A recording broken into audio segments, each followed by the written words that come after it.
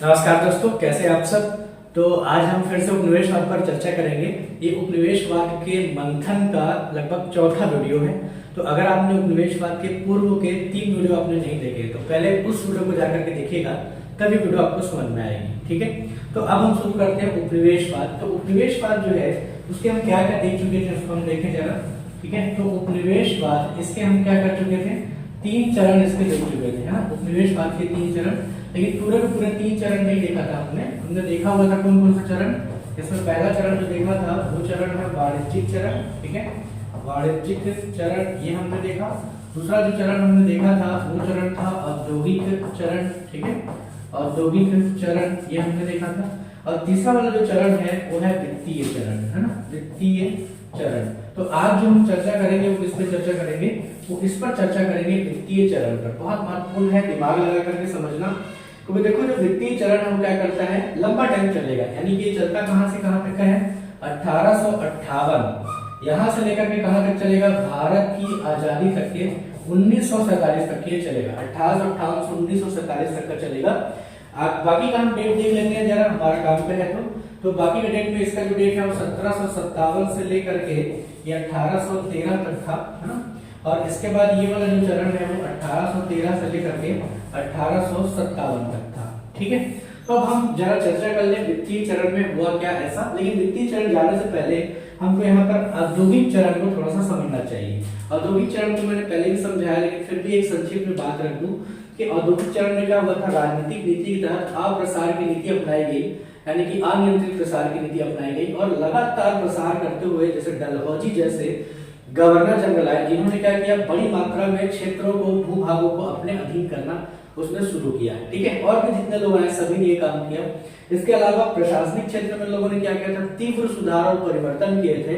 और तीव्र सुधार और परिवर्तन में समाज में, यानी भारतीय समाज में भी लोगों ने क्या किया, बड़ी मात्रा में परिवर्तन लाया। परिणाम स्वरूप क्या हुआ, 1857 का विद्रोह होगा। ठीक है, राजनीतिक कारण भी उसके लिए उत्तरदायी है। इसके अलावा तीसरा कारण हम देखें तो तीसरा वाला जो क्षेत्र है आर्थिक क्षेत्र। तो आर्थिक क्षेत्र में क्या किया थे लोगों ने, है ना, तो बड़ी मात्रा में रेलवे का विकास, है ना, इसके अलावा डाकघर का विकास, आर्थिक क्षेत्र में लोगों ने प्रगति की। तो इन क्षेत्रों में, आर्थिक क्षेत्र में जब प्रगति आती गई, हस्तशिल्प उद्योगों का पतन हुआ, औद्योगिकरण को हतोत्साहित किया गया, है ना, ग्रामीण ऋणग्रस्तता बढ़ी, गरीबी और बेरोजगारी बढ़ी, ठीक है, भूखमरी बढ़ी, ये सब प्रभाव देखने लग गए यहाँ पर आर्थिक नीति के कारण। इसके बाद जो है वो सामाजिक नीति है। सामाजिक नीति में हस्तक्षेप की नीति मैंने बताया था। तो हस्तक्षेप की नीति में लोगों ने क्या किया था, जैसे यहाँ पर सती प्रथा को समाप्त कर दिया, है ना, हिंदू मैरिज एक्ट पारित किया गया, दास प्रथा को समाप्त कर दिया गया, पुनर्विवाह हिंदुओं के लिए वो लागू किया गया। ठीक है, ये सब जो सुधार थे इसका परिणाम क्या हुआ, 1857 की क्रांति हुई। और यहाँ पर जो सांस्कृतिक नीति है उसको 2 मैंने पढ़ाया, एक है प्राच्यवाद, एक है उदारवाद और दूसरा है उपयोगितावाद। तो उदारवाद में क्या हुआ था, उदारवाद में ये ऐसे कहते थे कि हम जो है वो एक क्या कर रहे हैं, उदारवादी तरीके से इनको विकास की तरफ ला रहे हैं भारतीयों को, ऐसा कहते। दूसरे लोग कहते थे कि उदारवादी नहीं है, वो उपयोगितावादी है, जब तक उपयोग करें तब तक उपयोग करेंगे, स्कूल मास्टर की भूमिका निभाएंगे और जब तक ये सुधार नहीं आते तब तक यहाँ पर रहेंगे। इस तरह की बात थी। परिणाम स्वरूप क्या हुआ, एक बहुत बड़ा घटना यहाँ पर हुआ हमारे यहाँ, वो 1857 की क्रांति हो गई। तो 1857 की क्रांति में ऐसा क्या हो गया था कि अंग्रेजों ने इस औद्योगिक चरण में जो राजनीतिक, आर्थिक, सामाजिक, सांस्कृतिक नीतियां अपनाई थी, ये समाप्त करनी पड़ गई, बदलनी पड़ गई। तो हुआ क्या, 1857 की क्रांति का बड़ा कारण जो देखा जाता है हमेशा वो ये है कि भारतीयों के धार्मिक मामले में हस्तक्षेप अंग्रेजों ने कर दिया था। तो क्या हस्तक्षेप था, तो चर्बी वाले जो कारतूस थे, जिसको चर्बी को मुंह से निकाल करके फिर उस पर डालना पड़ता था राइफल में, उस चर्बी को क्या किया उन लोगों ने, 2 तरह के जानवर को उपयोग किया। एक तो है गाय की चमड़ी, तो उसको हिंदू उपयोग नहीं कर सकते, और दूसरा सुअर की चमड़ी, तो उसको मुसलमान उपयोग नहीं कर सकते। इसलिए क्या हुआ, एक धार्मिक आंदोलन यहाँ से निकल पड़ा, धार्मिक तरीके से ये अफवाह फैल गई। और फिर क्या हुआ, सैनिकों ने भी देखा था, मैंने आपको पढ़ाया था, अफगान युद्ध में अंग्रेजों की हार हुई थी, पहले वाले अफगान युद्ध में। तो सैनिकों ने भी देखा था कि अंग्रेज कोई पराजय नहीं है, कोई ऐसा शक्ति नहीं है कि जिसको हरा नहीं सकते। परिणाम स्वरूप क्या हुआ, 1857 की क्रांति हुई। तो 1857 की क्रांति का अंग्रेजों ने जो सबसे बड़ा कारण माना, वो 2 कारण माने थे उन्होंने। एक तो अंग्रेजों ने कारण माना कि हमने क्या किया है, हमने भारतीयों के धार्मिक नीति पर, या कहना कि धार्मिक क्षेत्र पर हस्तक्षेप कर दिया बहुत ज्यादा। परिणाम स्वरूप क्या हुआ है, ये विद्रोह हुआ है। ठीक है। और बात सही भी नजर आती है क्योंकि देखो तब तक भारतीय 1757 से लेकर के 1857 तक का यहाँ मतलब कहना चाहिए करीब 100 वर्ष तक के भारतीय चुप बैठे रहे, उनका कितना भी शोषण होता रहा वो चुप ही बैठे रहे, हम चुप बैठे रहे, है ना। तो चुप बैठे रहे तो उन लोगों को लगा यार 100 साल हम ऐसे ही चल गए थे, लेकिन ऐसा क्या कर दिया हम लोगों ने कि 1857 की क्रांति हो गई। तो ब्रिटिश इतिहासकारों को पढ़ोगे तो वो यही बार बार ठहराते हैं कि भारतीयों के धार्मिक मामलों में हस्तक्षेप जो किया गया है इसी का परिणाम स्वरूप क्या हुआ, ये क्रांति हुई है 1857 की क्रांति। इसलिए अंग्रेजों ने क्या सोचा कि अब जो है हम लोग धार्मिक क्षेत्र में कोई हस्तक्षेप नहीं करेंगे। तो एक कारण हो गया। दूसरा कारण समझो, दूसरा कारण इन लोगों ने क्या किया, मुसलमान जो है इनको ज्यादा बड़ा कारण बना, हिंदुओं की तुलना में सब मुसलमानों को ज्यादा बड़ा कारण बना। ऐसा क्यों हुआ? वो देखो 1857 की क्रांति का नेतृत्व ही एक मुसलमान यानी कि बहादुर शाह जफर के हाथ में था, और सैन्य नेतृत्व भी देखोगे तो बख्त खान के नेतृत्व में था। इसके अलावा बरकतुल्लाह खान थे, ठीक है, मौलाना थे, ठीक बात है। ऐसे करके 4-5 या बेगम हजरत महल का नाम ले लीजिए, ढेर सारे 1857 की क्रांति देखेंगे तो मुख्य जो नेतृत्व 1857 का क्रांति का वो मुसलमान वर्ग था, ठीक है, मुसलमान। तो जो मुसलमान वर्ग था, ये मुसलमान वर्ग जो है इनके विरोधी नीति इन लोगों ने अपनानी शुरू कर दी 1857 की क्रांति के बाद। तो मुसलमान विरोधी नीति के कारण ये पीछे चले गए मुसलमान, और हिंदू आगे चले गए। कहना चाहिए आर्थिक और राजनीतिक क्षेत्र में, राजनीतिक क्षेत्र भी कहना चाहिए, शैक्षणिक क्षेत्र में कह लो, उन क्षेत्रों में आगे चल करके मुसलमान से आगे चले जाएंगे, फिर मुसलमानों को प्रोत्साहन देंगे और दोनों को लड़वाएंगे अंग्रेज, ठीक है। तो ये नीति आएगी, समझ रहे हो। और 1857 की क्रांति के बाद अंग्रेजों को लगा कि भाई जिस प्रकार से हमने क्या किया है 1776 में अपने अमेरिकी उपनिवेश को खो दिया है, ये जान लो ना, अमेरिका जो है वो भी उपनिवेश हुआ करता था ब्रिटेन का, और 1776 में क्या हुआ, लॉर्ड जो कॉर्नवालिस है वो हार गया, और हारने के बाद अमेरिका उनके हाथ से खो गया और अमेरिका एक स्वतंत्र देश बन गया।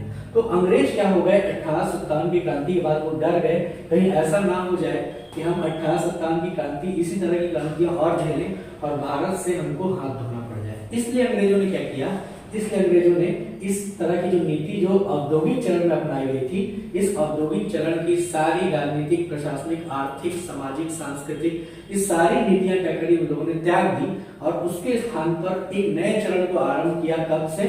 1858 से। उसके बाद 1858 से हो गए कहां पर, 1947 तक। यहाँ तक कि अब ये लोग क्या नीति अपनाएंगे इसको हम डिटेल से देखेंगे।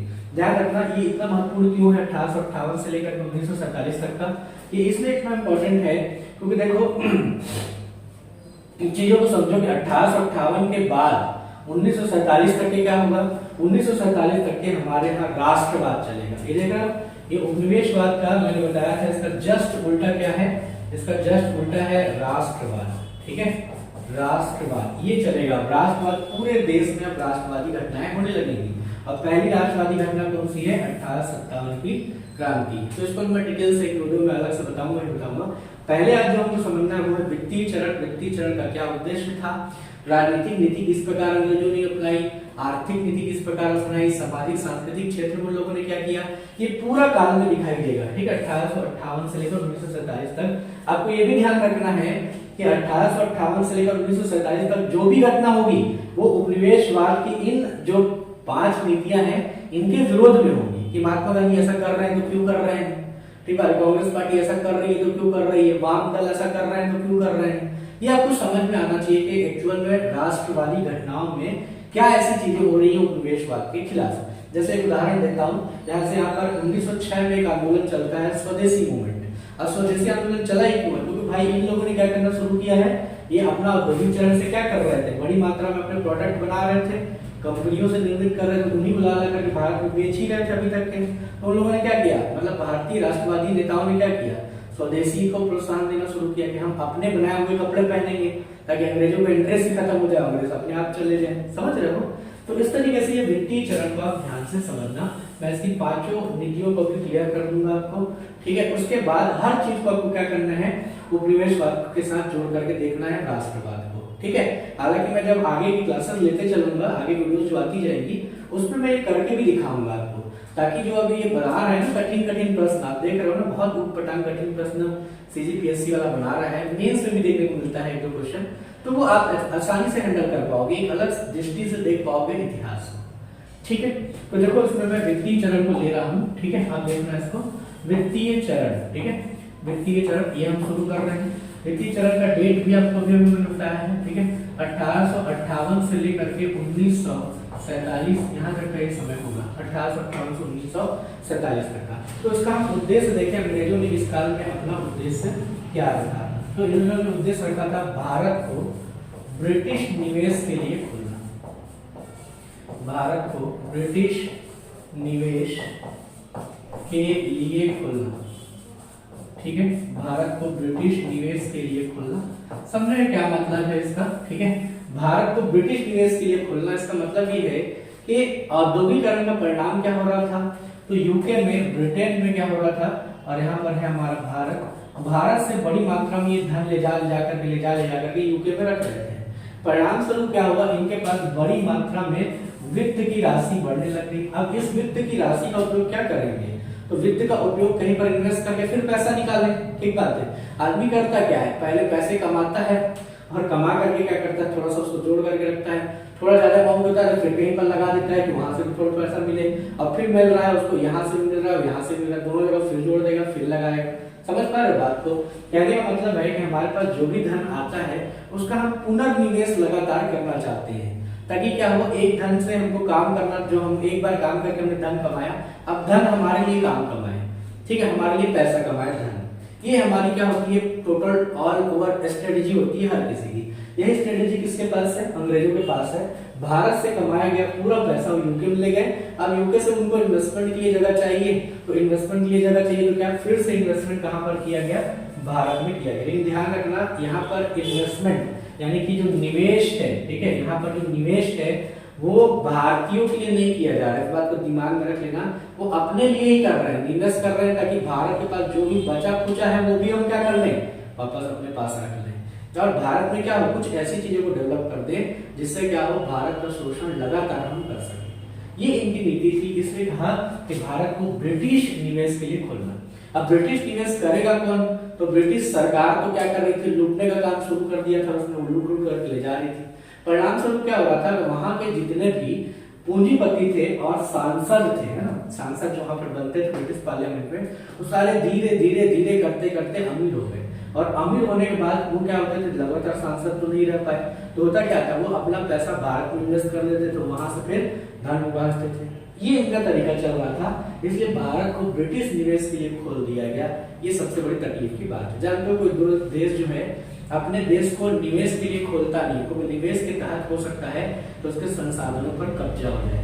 ये आपने पढ़ा भी होगा कि आगे चल करके भारत ने 1991 में, मैं थोड़ा सा टॉपिक से डिफर चला जाता हूँ कई बार, तो है ना, थोड़ा समझिएगा।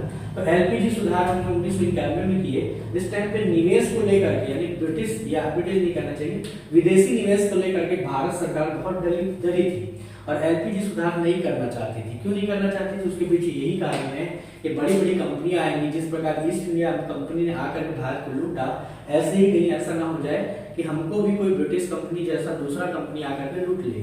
तो सोच रहे हो 1991 में जब भारत आजाद हुआ था तब तो इतना डर था, समझ रहे हो, और इस टाइम पे इतना अगर डर है, ठीक है, तो इस टाइम पे 1858 के टाइम पे कितना होगा, लेकिन इस टाइम हम कुछ कर नहीं सकते थे। इसलिए अंग्रेजों ने क्या किया, ब्रिटिश निवेश के लिए भारत को खोल दिया, ठीक है।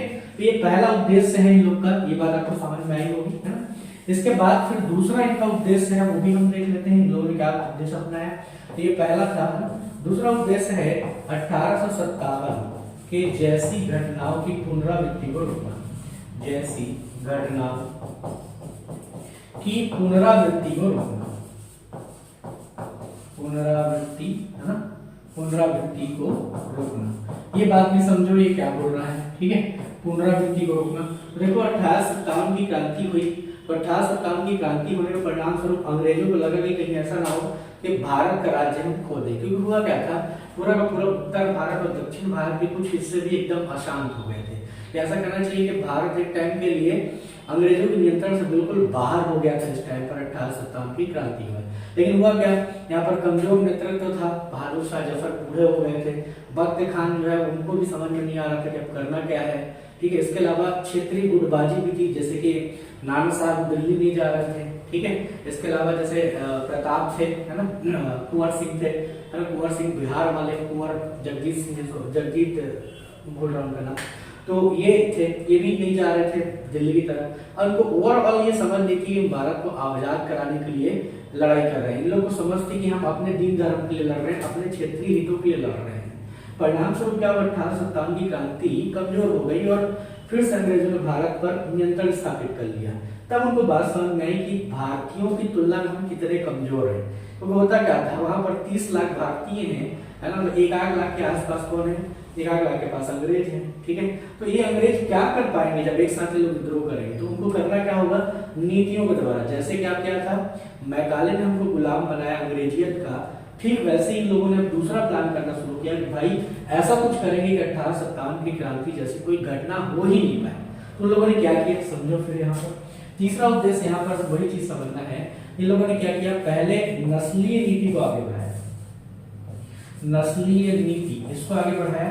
लेकिन नस्लीय नीति के बाद फिर क्या किया इन लोगों ने, सांप्रदायिक विभाजन की नीति आगे बढ़ाई, सांप्रदायिक विभाजन, इस नीति को आगे बढ़ाया। अब इस चीज को आप समझोगे, सांप्रदायिक विभाजन की नीति और ये नीति क्या थी। तो पहले ये समझो कि नस्लीय नीति क्या थी। तो नस्लीय नीति के तहत इन लोगों ने भारत के लोगों के अंदर हीन भावना डालने की कोशिश की। इन लोगों ने कहा कि जो गोरी चमड़ी होती है, अंग्रेजों की जो गोरी चमड़ी होती है, उनकी नस्ल ज्यादा अच्छी है, ज्यादा महान है। क्यों, क्योंकि लोग गोरे हैं, जबकि भारतीय कैसे होते थे, गेहुए होते थे, और दक्षिण भारत के अगर हैं तो वो काले टाइप के होते थे, ठीक है, गेहुए और काले। तो अंग्रेज जितने गोरे होते थे उतना गोरे तो भारतीय होते नहीं है, किसी भी क्षेत्र के भारतीय नहीं होते। तो हुआ क्या कि नस्लीय नीति लोगों ने अपनाई और कहा कि भारतीय जो नस्ल है उससे कहीं अच्छी नस्ल कौन है, वो नस्ल जो है वो ब्रिटिशर्स की नस्ल है, ठीक है। इस तरीके से नस्लीय नीति अपनाई। तो भारतीयों के अंदर क्या हुआ, एक हीन भावना घर गई, और हीन भावना घर करने के बाद फिर जितने भारतीय वो लोग किसकी नकल करने लगे, अंग्रेजों की नकल करने लगे।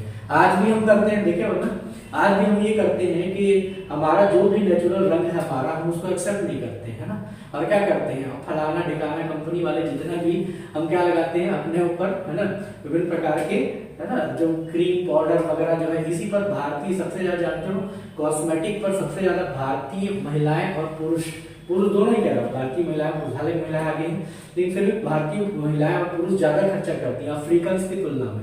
अफ्रीकन को काले हैं तो उनको कोई काले हैं तो दिल वाले में चलता होगा, लेकिन भारतीयों को आज भी ये बना हुआ है कि कैसे हम गोरे हो जाए, कोई काला है तो गोरा, कोई गेहुआ है फिर भी गोरा होने के चक्कर में, ठीक है। तो ये नस्लीय नीति इसने क्या कर दिया, भारतीयों को कमजोर करना शुरू किया, इनको एकदम ऐसा दिखाया कि इनके पास अगर ये दूसरे नस्ल के हैं या दूसरे रंग के हैं तो ये कमजोर है। लेकिन इससे विपरीत बात थी, भारतीय कहीं आगे थे इनसे, भारतीय नस्ल की बराबरी कोई कर नहीं सकता। अफ्रीकन को छोड़ दें अगर कुछ मामलों में, और कुछ और है एक दो नस्ल, उनको छोड़ दो, भारतीय की नस्ल बहुत महान नस्ल है, चाहे उत्तर भारतीय को हो चाहे दक्षिण भारतीय को हो, ठीक है। तो ये जो नस्लीय नीति है इसने भारतीयों को कमजोर करना शुरू किया।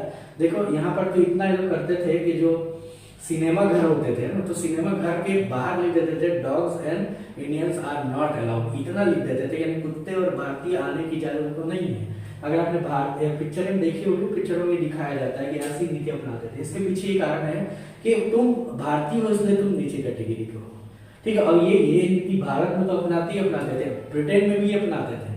ब्रिटेन में भी ये कहते थे कि भाई हमारी गोरी नस्ल है इसलिए हम लोग ज्यादा महान। ये क्या बात हुई है, तुम दूसरों के ऊपर कब्जा कर रहे हो, गलत कर रहे हो, तुम उसके साथ और अपने आप को ज्यादा महान बता रहे हो। तो ये जो नस्लीय नीति है, इस नस्लीय नीति ने क्या किया, भारत के अंदर एक हीनता भाव को जन्म दिया। और आज भी हीनता भाव है कि हम काले हैं, गेहूं हैं, तो हमारे अंदर एक हीनता भाव आ जाती है कि यार काश हम गोरे हो पाते। अरे भाई गोरे होके तुम करोगे क्या है, अच्छे कर्म करोगे उससे पहचाने जाओगे, ये क्या है, गोरे होने से पहचाने जाना है, बहुत मूर्खता वाली बात। और अगर तुमने अंग्रेजों को देखा भी होगा या किसी भी तरह के गोरी चमड़े वालों को देखा होगा, अजीब से दिखते हैं वो लोग, लगते हैं कि बूढ़े हो गए पहले ही, है ना। तो खैर इसमें नहीं जाते। नस्ली नीति से भारतीयों के अंदर हीनता आई, आत्मविश्वास भारतीयों का गिर गया, वो युद्ध करने के लिए आगे ना बढ़ते थे और अपने आप को ब्रिटिशर्स को खुश करने वाला बनाने की कोशिश करते थे और ब्रिटिश के समकक्ष दिखाने की कोशिश करते थे। इस नस्ली नीति ने क्या किया, भारत में विद्रोह को दबाने की कोशिश की, विद्रोह को कम करने की कोशिश की और कहना चाहिए एक तरीके से उलाहना देने की कोशिश की कि यार आप जो है वो छोटे हो, अभी लगेगा तुमको, गोरा होने में टाइम लगेगा। अब ये ज्योग्राफी का खेल है इसलिए गोरे थे लोग। अब यूरोप में क्या बोलना चाहिए कि बर्फीले क्षेत्र में आप पैदा हुए तो आप गोरे हो गए ना, समझ रहे हो, तो ये गोरे हो गए, समझ रहे हो ना, ये गोरे थे, ठीक है, इसलिए गोरे। अब हम भी पैदा होते वहां पर तो हम भी गोरे हो जाते, लेकिन इसको लेकर के ज्योग्राफिकल लेकर के लोगों ने हमारा शोषण किया। इसके बाद जो सबसे खतरनाक नीति इन लोगों ने अपनाई, जिसको आपको समझना बहुत जरूरी है, वो है सांप्रदायिक विभाजन की नीति। सांप्रदायिक विभाजन की नीति कहने का मतलब ये है, मैंने अभी भी बताया कि 1857 की जो क्रांति हुई, इस क्रांति को अंग्रेजों ने क्या किया, इस क्रांति का मुख्य कारण जो है किसको माना, उस कारण माना गया मुसलमान वर्ग को। ठीक है, मुसलमान वर्ग को इसका मुख्य कारण माना गया।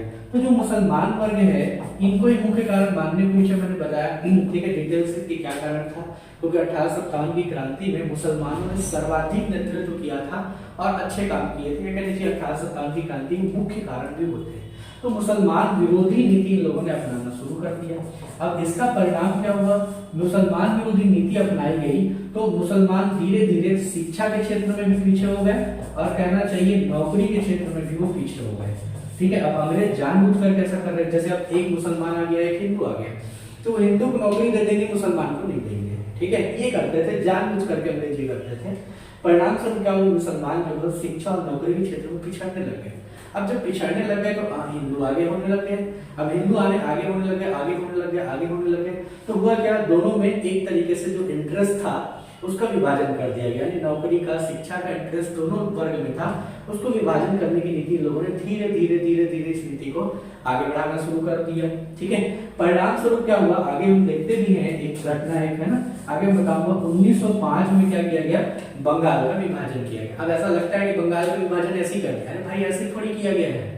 उसमें जो लॉर्ड कर्जन था उसने कहा कि भाई विभाजन जो किया जा रहा है वो प्रशासनिक सुधार के लिए किया जा रहा है, यानी कि बंगाल का जो क्षेत्र है वो बहुत बड़ा हो गया है, उसको हम प्रशासनिक क्षेत्र में सुधार के लिए बंगाल का विभाजन कर रहे हैं। लेकिन ऐसा तो था नहीं, क्योंकि देखो जो पश्चिम बंगाल था वो हिंदुओं का क्षेत्र था, पूर्वी बंगाल जो था वो किसका क्षेत्र था, वो हिंदुओं का क्षेत्र था। पश्चिम बंगाल हिंदुओं का क्षेत्र था और पूर्वी बंगाल जो है वो मुसलमानों का क्षेत्र था। तो हिंदू और मुसलमान को बांटने के लिए क्या किया गया था, इस विभाजन को किया गया 1905 में, ताकि क्या हो, एक दूसरे के संप्रदाय अलग अलग हो जाए, एक दूसरे को अलग अलग समझने लगे और एक दूसरे की विरोधी नीति अपनाई। यहाँ तक फिर भी ठीक था, लेकिन सबसे खतरनाक मामला तब उत्पन्न हुआ जब 1906 में क्या हो गया, मुस्लिम लीग की स्थापना हुई और लॉर्ड मिंटो था। 1906 में शिमला में एक सम्मेलन हुआ और आगा खान के नेतृत्व में एक जानबूझ करके एक मुसलमानों के उसको बुलाया गया और मुसलमानों का एक मंत्रिमंडल प्रतिनिधि मंडल बुलाया गया। उस प्रतिनिधि मंडल ने क्या किया, यहाँ पर एक मुसलमानों के संबंध या कि मुसलमानों के इंटरेस्ट लेने वाला एक पार्टी बनाने की कोशिश की। उसका नाम क्या था, उसका नाम था मुस्लिम लीग। ठीक है, तो देखो इन लोगों ने क्या किया, 1885 का जो कांग्रेस पार्टी की स्थापना थी, अभी कांग्रेस पार्टी की स्थापना में सब थे, हिंदू मुसलमान सिख ईसाई सब लोग थे इसमें। तो इसको उन लोगों ने कहा कि हिंदू वाली पार्टी है, अब एक क्या बन गई, तो मुसलमान वाली पार्टी बना देंगे। तो हिंदू पार्टी मुसलमान पार्टी इस तरीके से लोगों ने इसको बनाया। ठीक है, तो इस तरीके से क्या हुआ, देख रहे हो स्पष्ट रूप में विभाजन यहाँ पर चल निकला है। ठीक है, तो यहाँ पर स्पष्ट रूप में राजनीतिक विभाजन कर दिया गया और इस विभाजन को और आगे बढ़ाने की लोगों ने कोशिश कब की, जब यहाँ पर 1932 में एक सांप्रदायिक पंचायत आया। आपने पढ़ा है सांप्रदायिक पंचायत, अगर नहीं पढ़ा तो बताया था। सांप्रदायिक पंचायत में कहा गया कि हिंदुओं से अलग क्या हुआ, दलितों को भी प्रतिनिधित्व यानी राजनीतिक प्रतिनिधित्व दिया जाएगा। तो इस तरीके से देख रहे हो भारत का 3 स्तर पर विभाजन। ये एक भारतीय जो था, भारतीय वो कहां पर एक भारतीय था, 1857 की क्रांति में हर कोई भारतीय थे। अब भारतीय से वो क्या बनने चले गए, मुसलमान, हिंदू और फिर दलित, इस तरीके से भारतीयों को विभाजित कर दिया। देख रहे हो, तो ये सांप्रदायिक विभाजन की नीति है। इसका परिणाम क्या हुआ कि भारत को आगे चल करके 3 भागों में बांटा गया, यानी कि भारत का विभाजन में जो परिणाम यही है। ठीक है, हालांकि इसमें कांग्रेस पार्टी की भी कुछ गलतियां होती हैं। तो उसके बाद फिर क्या हुआ, सांप्रदायिक विभाजन के कारण भारत का विभाजन हुआ आखिर में, यही कारण है। ठीक है, क्योंकि अंग्रेजों ने ये बांटो और राज करो की नीति यही से शुरू कर दी थी, तो उसको बोलते हैं सांप्रदायिक विभाजन। इसको मैं थोड़ा और समझा रहा हूँ, इसको एक और समझो। 1857 की क्रांति के बाद देखो हुआ क्या था कि अभी मैंने बताया इस चीज को, तो देखो मैंने अभी कहा था कि 1857 की जैसी घटनाओं की पुनरावृत्ति को रोकना, अभी मैंने कहा। तो पुनरावृत्ति को रोकने के लोगों ने क्या किया, 1857 के जो बाद है वो सेना का गठन कैसे किया। इसको देखो कितने चालाक थे, कितने बदमाश थे अंग्रेज। इन लोगों ने क्या किया, सेना का गठन 2 आधार पर किया। एक तो कहा क्षेत्र के आधार पर और दूसरा हम क्या करेंगे, संप्रदाय के आधार पर सेना का गठन करेंगे। तो देखो क्षेत्र के आधार पर जैसे मैं कुछ सेनाओं के नाम लेता हूँ, जैसे मराठा सेना है, मराठी सेना, मराठियों का एक अलग से रेजिमेंट अंग्रेजों ने बना दिया। क्यों बनाया? ताकि मराठी है और दूसरी तरफ ऊपर पंजाब में एक सेना बना दी, पंजाब रेजिमेंट, तो दोनों क्षेत्र अलग अलग हो गए। तो पंजाब और इधर तरफ से मराठी, दोनों के दोनों क्षेत्र आधार पर है, दोनों को क्या कर सके, एक टाइम पे लड़वा सके। मान लो क्या है, पंजाबियों ने विद्रोह कर दिया तो मराठियों को लेकर के लड़वा दिए, मराठियों ने अगर विद्रोह कर दिया तो पंजाबियों को लेकर के लड़वा दिए। समझ पा रहे हो? तो क्षेत्र के आधार पर सेना का गठन कर दिया गया। इसके बाद संप्रदाय के आधार पर भी गठन किया, जैसे एक संप्रदाय था गोरखा संप्रदाय। गोरखा नेपाली क्षेत्र में आते हैं और बड़े लड़ाकू शब्द समझे जाते हैं, वो बड़ा अच्छा उनका लड़ाई का तरीका होता है। तो गोरखा संप्रदाय है उसको ले लिया यहाँ पर से। दूसरी तरह से इधर से राजस्थान संप्रदाय, जैसे कि आमेर, जोधपुर, इन लोगों को कहा कि राजपूत सेना है। अब राजपूत भी क्या है, एक संप्रदाय है, ठीक बात है। तो राजपूत संप्रदाय और गोरखा संप्रदाय दोनों को ले लिया, इनको लड़वाने की कोशिश, अगर एक दूसरे के विरुद्ध ये विद्रोह करते हैं तो। समझ पा रहे हो? देख रहे हो कितना खतरनाक तरीके से सोचते थे कि भारतीय कभी भी एक ना हो पाए। इसीलिए आपको बाद में समझ में आएगा कि आगे चल करके एक झंडे की मांग होती है ना, और झंडा सत्याग्रह किया जाता है। इसलिए किया जाता है कि हम एक झंडे के नीचे एक साथ रहने वाले लोग हैं, एक संप्रदाय के लोग हैं, एक झंडा हमारा संप्रदाय है, एक हिंदू भी एक झंडे के नीचे है, मुसलमान भी एक झंडे के नीचे है। इसलिए झंडा सत्याग्रह का महत्व पता चलता है हमें को। इसलिए क्या होता है कि स्टुअर्ट गार्ड में जो भारतीय है ना, स्टुअर्ट गार्ड में भारत की जो मैडम कामा है, उन्होंने क्या किया था, भारत का ध्वज फहराया था। उसके पीछे बात समझता हूँ कि भारत एक राष्ट्र है, ये बात स्पष्ट रूप में पता चलती किससे, ध्वज से, क्योंकि यहाँ पर विभाजन भारत में है ही नहीं। ये बात आपको समझनी चाहिए। अरे बात, तो सांप्रदायिक जो विभाजन है, इस सांप्रदायिक विभाजन ने क्या कर दिया, भारत की रीढ़ को तोड़ दिया, और उसका परिणाम हम आज तक भुगतते आ रहे हैं कि भारत, पाकिस्तान, बांग्लादेश और भारत 3 टुकड़ों में बट गया भारत। इसके पीछे कारण यही सांप्रदायिक विभाजन की नीति रही है। ठीक है, तो आपको ये समझ में आया होगा, आशा कर रहा हूं मैं, है ना। तो ये तीनों के तीनों उद्देश्य आपको समझना है कि अंग्रेज ऐसा क्यों कर रहे थे। इन तीनों उद्देश्य के आधार पर क्या होगा, 1858 से लेकर के 1947 तक के पूरी नीतियां अंग्रेज ऐसे संचालित अपना करेंगे। ठीक, तो ये मैंने तीनों उद्देश्यों को एकदम डिटेल से समझाया। इसकी राजनीतिक, आर्थिक, सामाजिक, सांस्कृतिक नीतियां जो है, अब मैं उस पर आ जाता हूँ। ठीक है, आशा कर रहा हूँ कि ये मजा आ रहा होगा सुनने में आपको। मैं तो ये बोलता हूँ कि अगर आप जो है ना, आपको ये चीजें याद नहीं हो रही होंगी, फिर भी आप इसको ध्यान से सुनिएगा, क्योंकि होगा क्या, इससे आपको एक बड़ा कॉन्सेप्ट पता चलेगा, और जो प्रीलिम्स के कठिन प्रश्न होते हैं उनको बनाने में आपको आसानी हो जाएगी।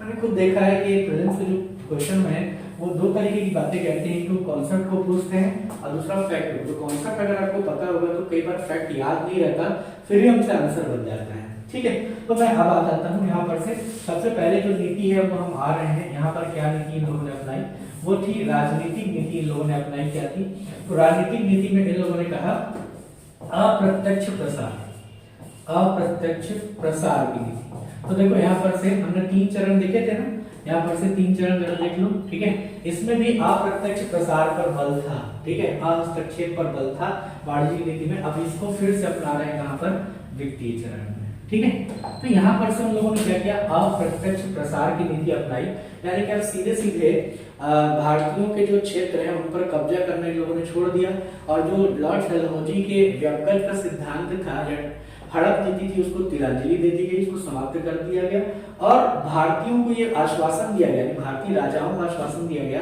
कि उनके साथ जो भी संधियां ब्रिटिश सरकार ने की है वो अक्षुण्ण रहेंगी, उस पर कोई सुधार नहीं किया जाएगा, उसको बदला नहीं जाएगा, और उनका राज्य कभी भी छीना नहीं जाएगा। आप ऐसे ही रहो मस्त अपना, ठीक है, पेंशन लेकर एंजॉय करते रहो। ये बात हम लोगों ने कही, अप्रत्यक्ष प्रसार की नीति। समझ रहे हो, यहाँ पर कोई किसी भी तरीके से भूभाग पर कोई इंटरेस्ट अभी का नहीं है। अब देखो भूभाग पर काहे इंटरेस्ट लोगे यार, समझ रहे हो। और द्वितीय चरण में आपने क्या किया, जितना भूभाग चाहिए था आप ले ही चुके हो पहले ही। ठीक है, तो वहां पर से क्या हो रहा है, कच्चा माल और प्रोडक्ट तो अपना बिक ही रहा है, क्या टेंशन लेना। ठीक है, तो इन लोगों ने कहा कि भैया अपने को अब नहीं चाहिए भूमि वगैरह, लेकिन वहां पर इन्वेस्टमेंट तो लगेगा ना। अब वहां पर वित्तीय निवेश तो हो ही रहा था, तो उनको पैसे मिल रहे थे, इसलिए उन्होंने अप्रत्यक्ष प्रसार पर बल दिया। ठीक है, इसके अलावा यहाँ पर प्रशासनिक नीति, ठीक है, प्रशासनिक नीति, इसको मैंने समझाया है ना, प्रशासनिक नीति को आपको समझाया अभी थोड़ा सा। तो प्रशासनिक नीति में लोगों ने क्या किया, प्रशासनिक नीति में इन लोगों ने यहाँ पर एक काम ये कर दिया प्रशासनिक नीति में, और वो काम ये है कि यहाँ पर सुधार करने शुरू किए।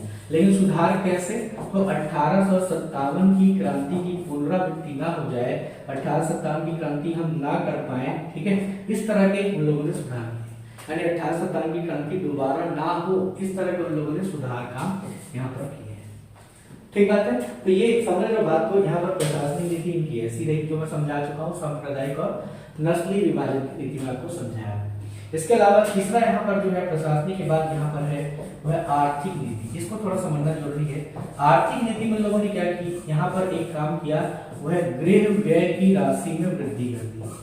गृह व्यय राशि में वृद्धि, गृह व्यय की जो राशि थी इस पे उन लोगों ने क्या कर दिया, वृद्धि कर दिया। कहने का मतलब ये है कि जो भारत पर नियंत्रण बनाए रखने के लिए सेना को बनाए रखना जरूरी था, तो सेना पर सरकार ने ज्यादा खर्च कर दिया। अब सेना पर ज्यादा खर्च करोगे तो तकलीफ किसको होगा? आम जनता को ही होगा, क्योंकि अंग्रेज ब्रिटेन से पैसा ला करके भारत में खर्चा करते थे, ऐसा तो था नहीं। भारतीय राजस्व से जो पैसा इनको मिलता था वो सारा राजस्व का पैसा किस पे लगाते थे? आधा ले जाते थे, आधा लगा देते थे करीब करीब गृह व्यय पर, यानी कि होम एक्सपेंसेस पर ही खर्चा कर देते थे। तो बड़ी मात्रा जाती थी किस पर? तो सेना के खर्च में बड़ी मात्रा में जाता था। तो सेना पे खर्च में जितनी वृद्धि होगी उतना क्या होगा? भारतीय किसानों का, हस्तशिल्पकारों का, ठीक है, इनका शोषण बहुत ज्यादा बढ़ जाएगा। ठीक है, मजदूरों का शोषण बहुत बढ़ जाएगा। ठीक है, इसलिए देखते हो कि आगे चल करके गांधी इरविन समझौता होता है, तो महात्मा गांधी एक मांग रखते हैं, उसमें एक मांग यही होती है कि गृह व्यय की राशि में आप क्या करें? कमी करें। इसलिए उन्होंने ऐसा मांग रखा था ताकि भारतीय राजस्व, भारतीय किसान और जो श्रमिक वर्ग है ना, वो बेचारे क्या हो सके, उनके ऊपर दबाव कम हो सके, यही है। ठीक है, इसके अलावा यहाँ पर क्या बल दिया गया? इसके अलावा विऔद्योगीकरण पर इन लोगों ने और बल दिया। विऔद्योगीकरण क्यों ऐसा बल दिया? क्योंकि भारत क्या है, वित्तीय निवेश का साधन बन गया है और वहां से पैसा लेने का क्या बहाना है अपने को? तो वित्तीय निवेश का साधन लेने के लिए लोगों ने क्या किया? वित्तीय औद्योगिकरण को बल दिया कि भारत में इंडस्ट्री स्थापित होगी नहीं तो भारतीय क्या करेंगे? हमेशा विदेशी वस्तुएं खरीदेंगे। आज भी पूरी हमारे लोग अपने वस्तु को ब्रांड नहीं बना पाते हैं। तुम कभी समझो ना कि जिस प्रकार से पिज्जा है, तो पिज्जा क्या है? हमारे लिए एक ब्रांड है, ठीक है, और बड़ा जा करके खरीद करके खाते हैं 300-400 रुपए का। लेकिन अगर तुम सोचो तो जाकर के हमारे को गुपचुप है वो क्या ब्रांड नहीं बन सकता है? चाट जाकर ब्रांड नहीं बन सकता है, मोमोज ब्रांड नहीं बन सकता है पूरा वर्ल्ड का, वो बनना तो चाहिए ना। लेकिन आज भी हम क्या करते हैं? दूसरे को महान समझते हैं, है ना। उनके पास होता क्या है? पिज्जा का कचरा तो होता है। ठीक है, तो ये विऔद्योगीकरण की नीति उन लोगों ने बल दिया कि भारतीय अपना औद्योगिक विकास ना कर सके, वो हमेशा विदेशों पर या हमारे ऊपर निर्भर रहे अपने विकास के लिए। तो आज भी हमारे उद्योगों को अगर बढ़ावा देना तो हमारी अपनी वस्तुएं खरीदनी चाहिए, लेकिन आज भी हम क्या करते हैं? विदेशी वस्तुएं खरीदते हैं। तो ये क्या है? विऔद्योगीकरण है। असल में विऔद्योगीकरण को लोगों ने बढ़ाया। इसके बाद फिर आ जाता हूँ सामाजिक नीति। सामाजिक नीति, तो सामाजिक नीति तो ये लोग डाल चुके थे। इन लोगों ने क्या किया? अहस्तक्षेप की नीति अपनाया। अहस्तक्षेप की नीति, तो यहाँ पर पहले भी हस्तक्षेप की नीति ये लोग कहाँ अपना चुके थे? तो मैंने बताया था पहले, वो यहाँ पर बताया था वाणिज्यिक चरण में सामाजिक क्षेत्र में अहस्तक्षेप की नीति अपनाए हुए थे। और इस काल में भी क्या हुआ? अहस्तक्षेप की नीति को इन लोगों ने अपनाया। अब ये अपनाएंगे क्योंकि उनको लगा कि भाई समाज क्षेत्र में हमने क्या किया? बहुत ज्यादा सुधार काम किए। इसका परिणाम क्या हुआ? अधिक सुधार करने के परिणाम स्वरूप क्या हो गया? सामाजिक क्षेत्र में यानी कि जो विद्रोह करने वाले थे वो कौन थे? किसान थे, लेकिन किसान के रूप में सैनिक थे, है ना। किसान मूल रूप से थे और कपड़ा पहन करके सैनिक हो गए, तो उन लोगों ने विद्रोह किया है। तो यहाँ पर एक्चुअल में क्या है? सामाजिक क्षेत्र में बड़ा मात्रा में हमने क्या किया? सुधार करने की कोशिश की। इसलिए 1857 की क्रांति हुई है। इसलिए इस घटना को रोकने के लोगों ने क्या किया? अहस्तक्षेप की नीति अपनाई। कोई सुधार काम अब यहाँ पर नहीं करेंगे, चाहे कितने भी भाई भारतीय समाज सुधार लेकर के पहुंचे उनके पास, वो कोई समाज सुधार में इंटरेस्ट नहीं दिखाएगा। अब इंटरेस्ट कहाँ पर है? केवल इस गृह व्यय की राशि में, जितना हो सके उतना हम हासिल करें गृह की राशि, केवल यहीं पर इनका इंटरेस्ट है। ठीक, इसके बाद देखो, इसके बाद एक और जो है नीति आखिरी वाली है सांस्कृतिक नीति। ये भी मैं समझा चुका हूँ सांस्कृतिक नीति। तो सांस्कृतिक नीति में क्या करेंगे? तो यहाँ पर स्पष्ट रूप में कहते हैं बांटो और राज करो, है ना। बांटो और राज करो, है ना। डिवाइड एंड रूल बोलते हैं, बांटो और राज करो। यही नीति थी पूरे के पूरे सांस्कृतिक नीति में कि कैसे कैसे बांटना। तो देखो बहुत तरह के विभाजन इन लोगों ने किए। यहाँ संप्रदाय के आधार पर विभाजन किया, हिंदू मुस्लिम सिख ईसाई के आधार पर विभाजन इन लोगों ने किया। दूसरा इन लोगों ने क्या किया, वर्ग के आधार पर भी विभाजन किया, यानी कि उच्च वर्ग, निम्न वर्ग, मध्य वर्ग, निम्न मध्य वर्ग, इस तरीके से उन लोगों ने वर्गों के आधार पर भी विभाजन किया। शिक्षा के क्षेत्र में वहां पर डिफरेंसेस किए उन लोगों ने। इसके अलावा इन लोगों ने क्षेत्र के आधार पर भी किया। उत्तर भारतीयों को एक बार ज्यादा प्रोत्साहन दिया, दक्षिणों को नहीं दिया, पूर्वोत्तर को नहीं दिया, मध्य भारत क्षेत्र को लोगों को दिया। इस तरीके से उन लोगों ने वर्गीय क्षेत्र पर भी क्या किया, या क्षेत्र आधार पर भी क्या किया, यहाँ पर बांटने की बातें करी। इसके अलावा क्या किया, विभिन्न क्षेत्रों को भारत के टुकड़े भी किए, जैसे बर्मा को अलग कर दिया, नेपाल को अलग कर दिया, ठीक है। इसके बाद कई क्षेत्र जो छोटे छोटे क्षेत्र थे उनको भी अलग करने की कोशिश, जैसे बंगाल को अलग करने की कोशिश की गई, नॉर्थ ईस्ट जो प्रोविंशियल जो एरिया था उसको भी अलग करने की कोशिश की गई, कश्मीर को अलग करने की कोशिश की गई। और ये नीति आखिरी तक रही। जब भारत जब आजाद हो गया उसके बाद भी ब्रिटेन चाहता था कि भारत के बहुत सारे टुकड़े जाए। अफ्रीका का मैप देखते हो ना, तो अफ्रीका के मैप में बहुत सारे छोटे छोटे टुकड़े दिखाई देते हैं, ठीक है, देशों के टुकड़े दिखाई देते। ऐसे ही भारत के साथ में करना चाहते थे, ताकि बहुत सारे टुकड़ों में जब भारत टूट जाएगा तो इनसे सबसे अपना क्या करेंगे, इंटरेस्ट अपना लेते रहेंगे। ब्रिटेन इस चक्कर में था, समझ रहे हो।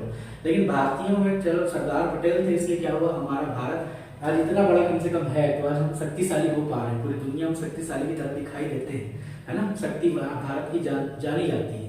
नहीं तो यहाँ पर क्या होता, अगर हमारा बाल्कनाइजेशन या तोड़ दिया जाता भारत को अफ्रीका की जैसे, तो हम कमजोर हो गया होता है, ठीक है। लेकिन ये चलो इतना नहीं हुआ। लेकिन ये बांटो और राज करो की नीति अंग्रेजों ने, भारत जब तक पूरी तरीके से एकीकृत भारत नहीं बन गया तब तक इन लोगों ने अपनाई, यानी कि रियासतों का विलीनीकरण जब तक भारत नहीं हो गया पूरी तरीके से, तब तक अंग्रेज यही ताक में रहे कि जितना हो सके भारत को हम तोड़े, ताकि क्या हो, आगे चल करके हमारे लिए फायदे का समझौता हो पाए। समझ पा रहे हो बात को। तो ये सांस्कृतिक नीति, मैंने पूरा वित्तीय चरण आपको समझाया है, एकदम दिमाग से इसको रखना, ध्यान से रखना, पढ़ना। और इस ब्रिटिश नीति का क्या प्रभाव है इसको मैं थोड़ा सा बताऊंगा, ताकि ये पूरा हो जाए हमारा टॉपिक, ठीक है। तो यहाँ पर मैं ले रहा हूँ ब्रिटिश उपनिवेशवादी नीति का प्रभाव, उपनिवेशवादी नीति का प्रभाव। इसको भी समझना, तो कुछ बातें आपको समझ में आ जाएंगी। बहुत अच्छे से मैं क्लियर कर दे रहा हूँ। हालांकि ये पूरा का पूरा टॉपिक है, लेकिन मुझे यहाँ पर बताना इसका जरूरी है। तो देखो, ब्रिटिश उपनिवेशवाद की जो नीति है वो दो तरह के लोगों के ऊपर अपने प्रभाव डालती है। एक तो थे वो है जन सामान्य थे, आम लोग थे, और दूसरा जो थे वो थे अभिजात्य वर्ग था, अभिजात्य वर्ग, ठीक है। तो जो अभिजात्य वर्ग है वो कौन सा वर्ग है, ऐसा वर्ग अभिजात्य वर्ग जो अमीर वर्ग है, जैसे पूंजीपति है, जिसमें जमींदार वर्ग है, जिसमें उच्च मध्यम वर्ग है, सरकारी नौकरी करने वाले, ऐसे लोग जो है वो अभिजात्य वर्ग थे।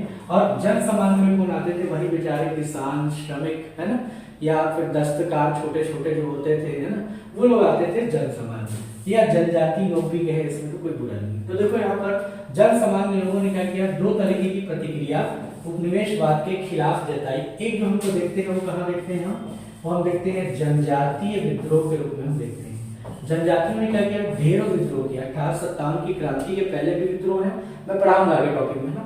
1857 की क्रांति के पहले भी विद्रोह है और 1857 की क्रांति के बाद भी विद्रोह है, ठीक है। तो ये जनजातीय विद्रोह के रूप में हमको दिखाई देता है। दूसरा हमको कैसे दिखाई देता है, वो है किसान विद्रोह भी कहेंगे और किसान आंदोलन भी हम कहेंगे, किसान आंदोलन, ठीक है।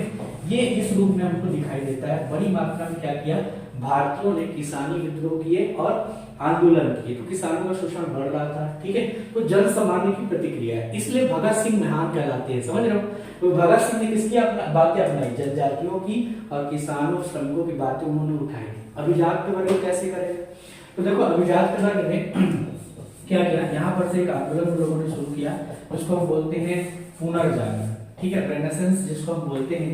भारतीयों में अभिजात वर्ग ने रेनेसेंस अपनाया, यानी कि क्या किया, उन लोगों ने समाज सुधार की कोशिश की। और समाज और धर्म इतना परस्पर व्याप्त था कि दोनों के सुधार की जरूरत पड़ी। इसलिए क्या हुआ, यहाँ पर पुनर्जागरण आया। तो 19वीं शताब्दी का हम पुनर्जागरण आंदोलन देखते हैं, ठीक है। तो पुनर्जागरण करने वाले में भी दो टाइप के लोग थे, है ना। एक जो हमको बोलते हैं वो थे प्रगतिशील लोग, ठीक है, प्रगतिशील थे। और दूसरे टाइप के जो लोग थे इनको कहा जाता है पश्चिमगामी, ठीक है, पश्चिमगामी, या इन्हीं लोगों को भी बोला जाता है परंपरावादी, परंपरावादी। समझना बात को, यहाँ पर जो है दो टाइप के लोग थे। एक जो है वो कैसे हैं, एक जो लोग हैं वो प्रगतिशील है। प्रगतिशील में क्या, तो हिंदुओं में भी सुधार हुआ और मुसलमानों में भी सुधार हुआ। तो प्रगतिशील टाइप के हिंदू कौन थे, हिंदू संगठन कौन थे, इसको समझ लो। तो हिंदुओं में दो संगठन थे जो प्रगतिशील थे। एक जो था वो था ब्रह्म समाज, ठीक है। ब्रह्म समाज बिल्कुल समाज को उस तरीके से सुधारना चाह रहा था जिस तरह के समाज सुधार की भारत को आवश्यकता थी। दूसरा यहाँ पर कौन था, तो दूसरा यहाँ पर था प्रार्थना समाज। ये भी काफी रेडिकल था और ये भी है ना ब्रिटिश विधायन की तरह सुधार करना चाहता था। जैसे एम.जी. राणा डेव बहुत पढ़े लिखे इंसान थे और भारतीयों को बिल्कुल प्रगतिशीलता की चरम सीमाओं पे देखने के लिए चाहते थे, वो हिंदुओं में, है ना।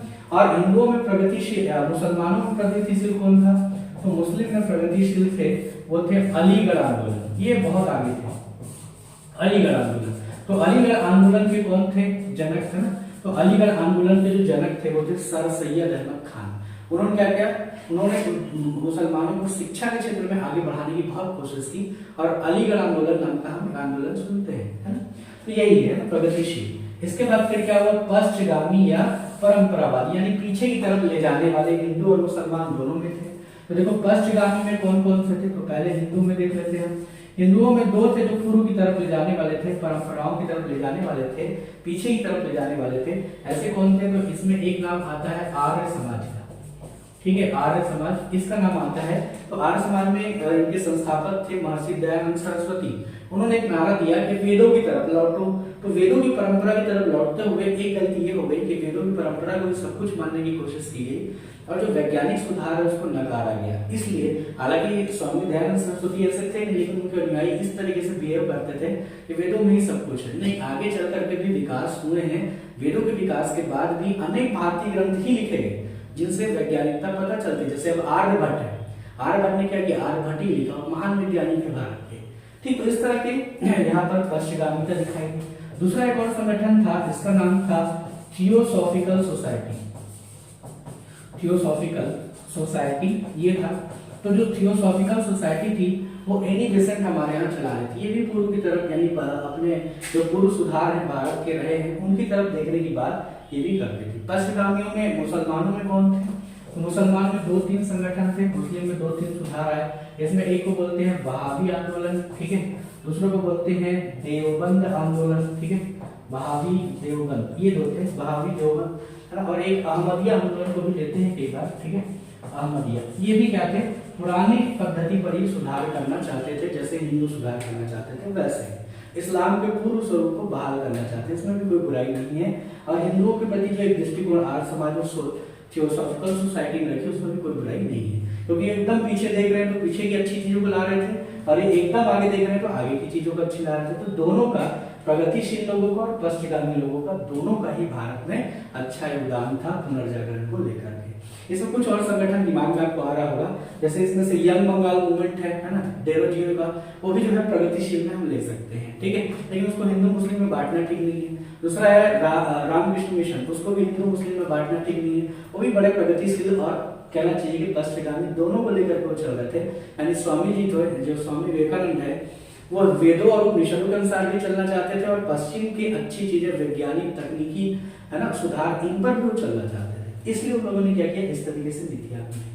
तो आपको ये समझ में आया होगा उपनिवेशवाद। ये चार वीडियो में मैंने पूरा उपनिवेशवाद को गहरे से गहरा आपको जो मैं समझा सकता था, जितने मेरी क्षमता थी वो मैंने पूरा इस्तेमाल कर दिया आपको समझाने के लिए। इस उपनिवेशवाद को बार बार इन तीनों चार वीडियो को देखिए, आपके अंदर एक गहरा कॉन्सेप्ट आधुनिक भारत को लेकर के उत्पन्न होगा जो किसी भी एक बुक से हो पाना संभव नहीं है। मैंने बहुत लंबे टाइम तक अपना मेरा IAS काउंसलर था तो उसमें मैंने ये सब में चीजें लगातार पढ़ी है और उस आधार पर इस पर एक डिजाइन किया था, ठीक है। तो हमारी पुस्तक जो है उसमें भी आप चाहो तो ये देख सकते हो, मैंने उसको बनाया भी था, ठीक है। इतने डिटेल से मैंने इसको समझाया। बार इस वीडियो को देखिएगा और अपने जो रचनात्मक सुझाव है मुझे भेजिएगा, कमेंट के माध्यम से दीजिएगा ताकि मैं इस पर वीडियो पर और काम कर पाऊँ, ठीक है। अब जो वीडियोस आएंगी वो क्या होंगी, वो टॉपिक वाइज होंगी। जैसे कि अगला जो वीडियो होगा वो किस तरह का वीडियो होगा, वो जैसे मैं चाह रहा हूँ कि प्रांतीय जो संगठन है, प्रांतीय जो युद्ध हैं उनको मैं बताऊं कि किस प्रकार से मराठों का पतन हुआ, किस प्रकार से राजस्थान में अंग्रेजों का वो हुआ, किस प्रकार पंजाब दब गया, किस प्रकार हैदराबाद दब गया। तो क्षेत्रीय जो राज्य हैं उनका पतन वो मैं आपको बताऊंगा। उसके बाद फिर मैं राष्ट्रवाद की तरफ बढ़ जाऊंगा, राष्ट्रवाद के महत्वपूर्ण टॉपिक्स की तरफ। ठीक है, तो आशा कर रहा हूँ आपको ये वीडियो बहुत पसंद आया होगा। अपने रचनात्मक सुझाव दीजिएगा, आपका इंतजार रहेगा। ठीक है, तो मिलता हूँ नए वीडियो में, तब तक के लिए बहुत बहुत धन्यवाद।